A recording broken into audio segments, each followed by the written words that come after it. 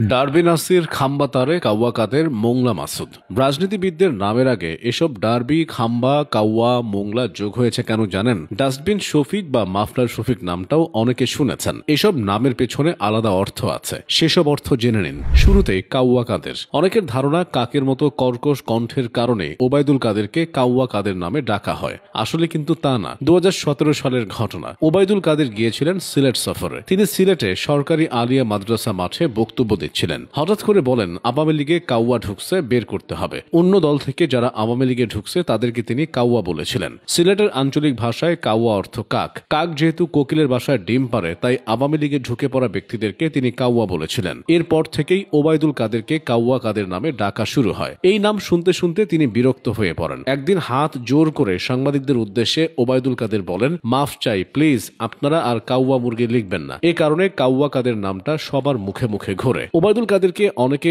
ওকা নামেও ডাকেন। ওবায়দুলের ও এবং কাদেরের কা অর্থাৎ ওকা। এবার আসা যাক ডারবি নাসির প্রসঙ্গে।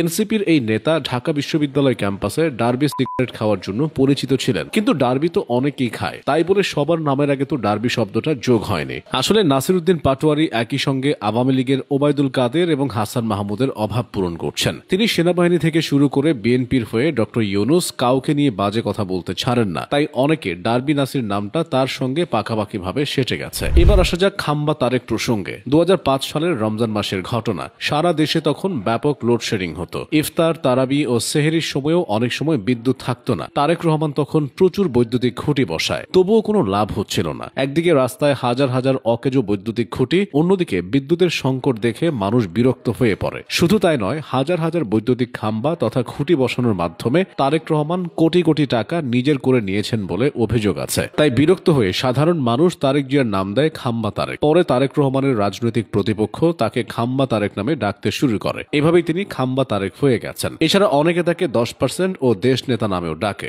এনসিপি নেতা হান্নান মাসুদকে অনেকেই মোংলা মাসুদ নামে চেনে। কেউ কেউ বলেন তিনি মোংলা বন্দরের সিন্ডিকেট দখল করেন। 2025 সালের 23 ফেব্রুয়ারি হান্নান মাসুদকে মোংলা বন্দর কর্মচারী সংঘের কার্যনির্বাহী কমিটির প্রধান উপদেষ্টা হিসেবে নিয়োগ দেওয়া হয়। কিন্তু কোন যোগ্যতায় তিনি এই পদ পেয়েছেন তা নিয়ে ব্যাপক সমালোচনা হয়েছিল, এখনো হয়। তাই আব্দুল হান্নান মাসুদ থেকে তিনি হয়ে গেছেন মোংলা মাসুদ। প্রধান উপদেষ্টার প্রেস সচিবকে অনেকে ডাস্টবিন শফিক নামে ডাকে। এছাড়া মাফলার শফিক নামেও তিনি পরিচিত। বইমেলাতে শফিকুল আলমকে শেখ হাসিনার ছবি সংযুক্ত একটি ডাস্টবিনে ময়লা ফেলতে দেখা যায়। সেই থেকে আওয়ামী লীগের কর্মীরা ক্ষিপ্ত হয়ে তাকে ডাস্টবিন শফিক নামে ডাকতে থাকে। এছাড়া তার মাফলার নিয়ে আওয়ামী লীগ গুজব ছড়িয়েছিল, তিনি নাকি 80,000 টাকার মাফলার পরেন। পরে জানা যায় শফিকুল আলমের মাফলারের দাম অত বেশি না। তাই তিনি ফেসবুক পোস্টে আওয়ামী লীগের সমর্থকদের আহ্বান জানান তারা যেন মাফলারটা 80,000-এর অর্ধেক দামে কিনে নেয়। প্রেস সচিবের এমন রসিকতা থেকে অনেকে তাকে মাফলার শফিক নামে ডাকা শুরু করে। এভাবেই মা বাবার আকিকা করার নামগুলো নানান ঘটনার কারণে ডারবি, খাম্বা, কাউয়ার মতো বাজেভাবে উচ্চারিত হচ্ছে।